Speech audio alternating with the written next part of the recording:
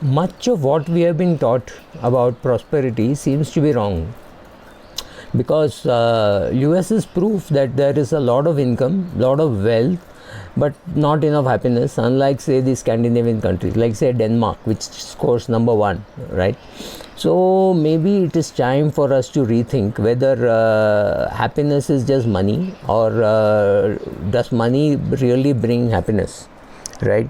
So first of all, there are a lot of people who foolishly believe that having an excess of money can create happiness. I have my doubts, and so many years experience shows that money is like salt, right? You need it in the right quantities, and excess actually makes your dish uneatable. You have to throw away the dish, because I see more people ruined by money than people ruined by lack of money.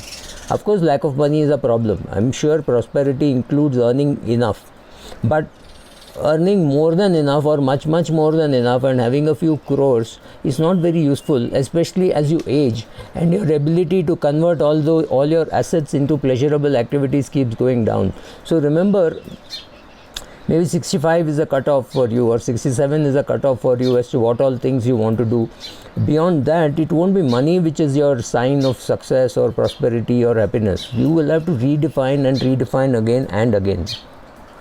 So I do think that prosperity's essentials are, of course, there is money, there is happiness, there is sustainability. There should be happy with the route that you took to make money and the route that you're taking currently to make money.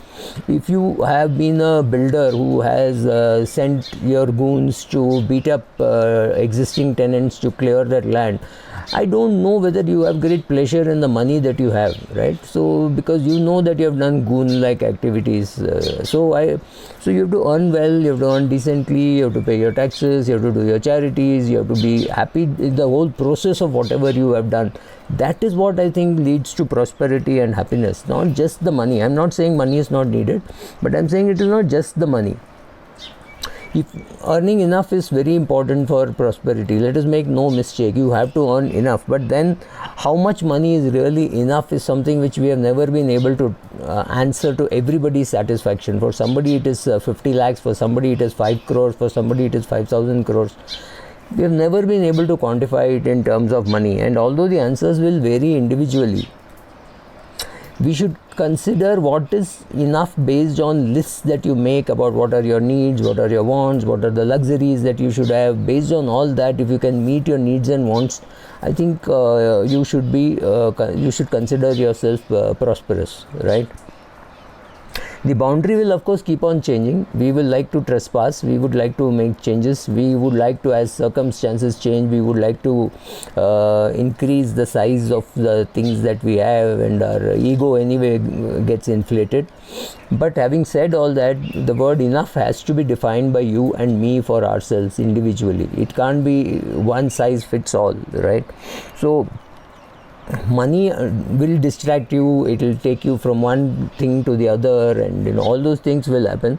Although occasionally we may redraw our borders, but the line remains flexible. It's not rigid, but it should not be so flexible that you don't know when to stop saying that I have enough, right? You have to start saying.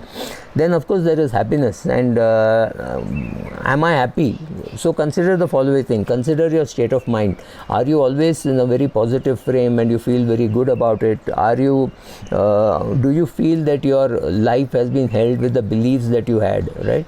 You were a son of a school teacher, or you were son of a priest, or whatever, and you achieved tremendous success. Today you have net worth in 2-digit crores. All those things have happened. Has the route been good? Have you liked the destination where you have reached? Ask yourself these two questions. How committed are you to your family, friends, etc., and to the causes that you support? How much of abundance in health and wealth do you really have, and do you really want? I mean, at 65, will you be able to run a half marathon or run a full marathon, say a full marathon under 3 hours 30 minutes, right? So you can keep on extending yourself and keep getting more and more out of life. So are you happy with the position where you are, your state of mind, your you feel you're authentic, you feel you're useful to others, you feel you're committed to whatever you're doing, you have found your ikigai, you don't know what, you know what you want to do, you're doing it and you're getting paid for it. And if you have all this, then yes, you are prosperous. It is not just about money, right? Money, of course, yes. See whether you're are you feeling good about the profession that you chose? Is your profession itself doing well? Are you giving back to your profession and making sure that you're training 10, 20, 50, 100, 5,000, whatever is the number of new professionals in your field? Are you doing all that? Do you think this work which you are doing can be sustained over a long period of time? Let's say you're 40 years of age and you want to do it till you're 70 years of age or 75 years of age. Will your health and mental state permit you to do that? That is another important to ask. Whatever I have done or I am doing, have I been able to say Aham Brahmasmi, which means I am the universe, I am everything? When I believe that I am everything, then I cannot bribe my right arm to cut my left arm, right? I cannot give money to my right arm and say, go have fun, break the left arm. That doesn't happen, because you realize that you are the body. If I can feel that this camera is the body and this iPad is the body and this wooden panel next to me is my body and everything is mine, then I will not cause any harm to society. I will not cause harm to anybody outside my community, my country, my belief, right? I will not do any of those things. So, Aham Brahmasmi, have I been taught that I am the universe and the universe is me? Because if I start understanding this and believing this, then I will not cause any harm, and not causing any harm to others is one amazing way of feeling prosperous and successful, right?